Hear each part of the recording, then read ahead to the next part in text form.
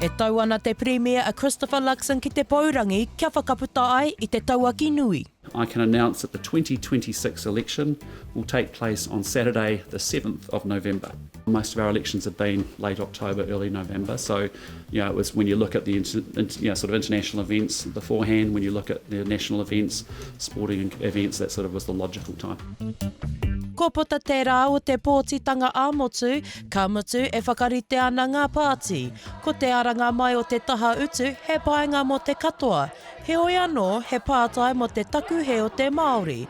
Ahakoa te pirimia e mēnā, ko te painga o te katoa, he painga hoki mō ngai Māori. All Māori or non-Māori want to make sure that they actually are living in a safe community and they're not disproportionately victims of violent crime. All Māori want to make sure their kids are set up with great educational opportunities so they can access high-paying jobs in the future.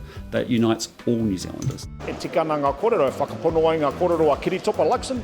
Engari kua kite hoki o mātou mahi te āta whiriwhiri te huarahi tika ki te whakareo I tō tātou tuakiritanga.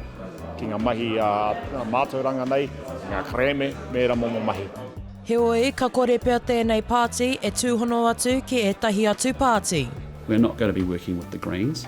They have a radical left-wing agenda. We won't be working with Te Pāti Māori because they've got a separatist agenda. But we're clear about who our partners could possibly be post an election.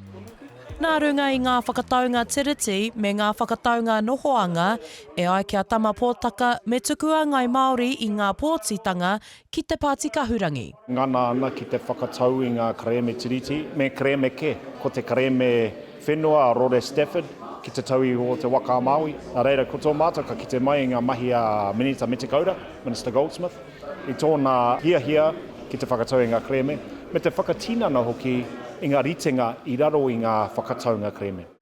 Whai muri I te whakataunga te pirimia e kore ēnei minita e moimoi taima me te whakaputa I ngā karere. We've got a big job to do to persuade New Zealanders that the government's heading in the right direction. Well, I think fundamentally New Zealand is in a stronger position now. We have stable economic conditions and growth is occurring in our economy. Kia whai pōti hoki ki rotu I te rohe o kirikiri roa ki te uru, engari ki te whakatupu I te pai henati I te ōrau e tautoko ana I te rōpu kahurangi. Mā tēnā hoki, ka hoki mai te rōpu kahurangi ki te tūranga kāwanatanga.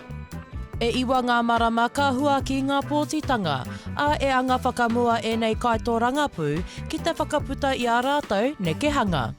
Shakayla Andrews-Alapaki, Tahu News.